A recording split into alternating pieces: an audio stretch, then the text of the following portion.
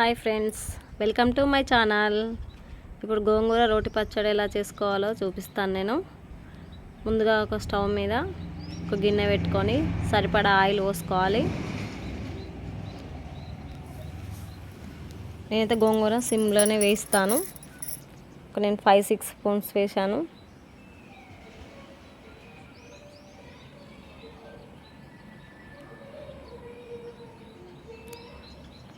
Oil వేడెక్కనివ్వాలి.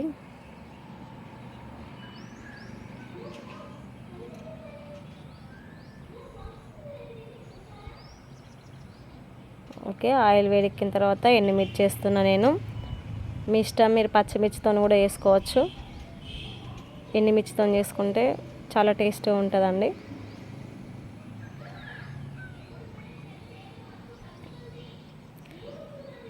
సిమ్లోనే వేయించుకోవాలి. ఎండుమిర్చి దోరగా వేయించాలి.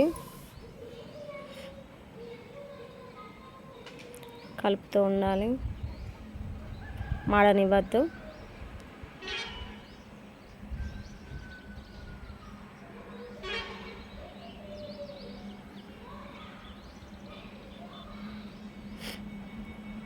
ఓకే, ఒక బౌల్లోకి తీసుకుందాం మనం.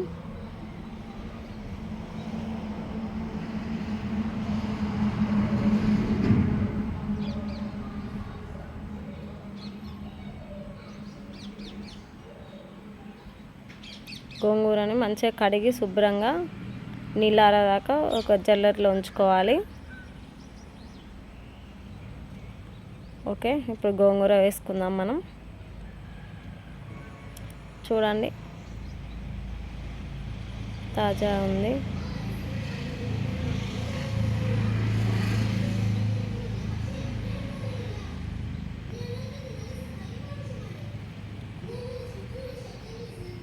నేను ఎక్కువ గోంగూర తీసుకున్నాను, మీకు నచ్చినంత తీసుకోవచ్చు. ఆయిల్ సరిపడా పోసుకోవాలి. నేను సిమ్లోనే వేయిస్తున్నాను, కొంచెం టైం పడుతుంది. ఈలోపు కావలసిన పదార్థాలు తీసుకుందాం.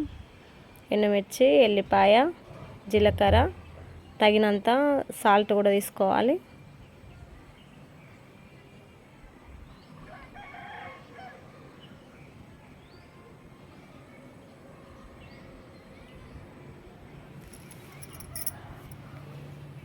మీ ఇష్టం, నువ్వులతో కూడా వేసుకోవచ్చు, పల్లీలు కూడా వేసుకోవచ్చు.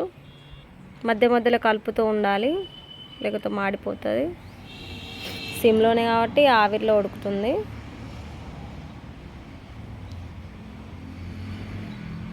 ఓకేనా ఫ్రెండ్స్, కలిపి మూత పెట్టాలి.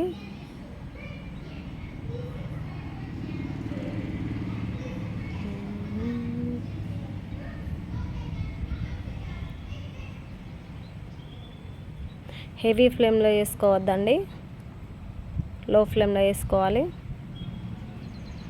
చూడండి, 10 మినిట్స్ తర్వాత గోంగూర ఎలా అల్లిపోయిందో, మంచిగా ఉడికింది. చూడండి, మళ్ళీ మంచిగా కలుపుకొని ఒక 2 మినిట్స్ ఉంచి దించేయండి.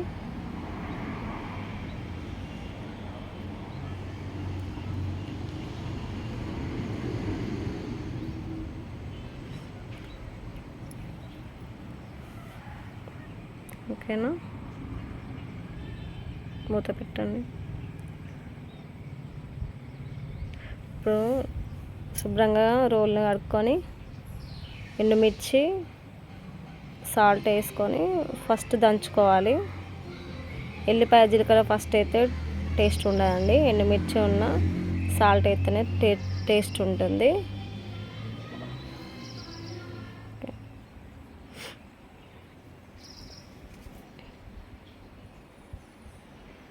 చూడండి,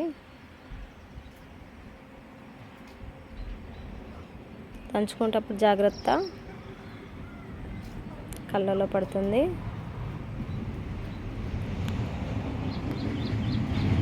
చూడండి, మెత్తగా నూరుకోవాలి.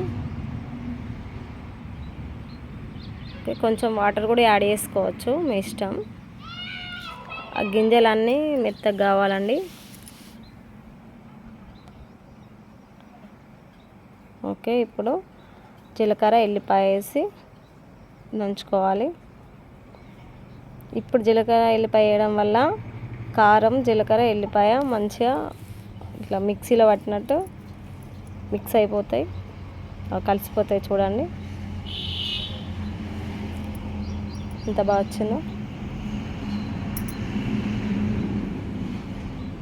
ఇప్పుడు ఆ గోంగూర వేసుకుందాం.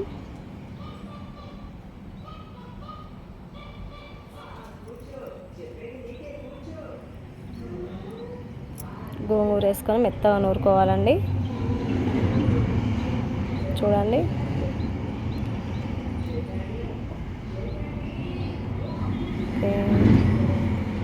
ఒక 10 మినిట్స్లో గోంగూర పచ్చడి రెడీ అయిపోయింది.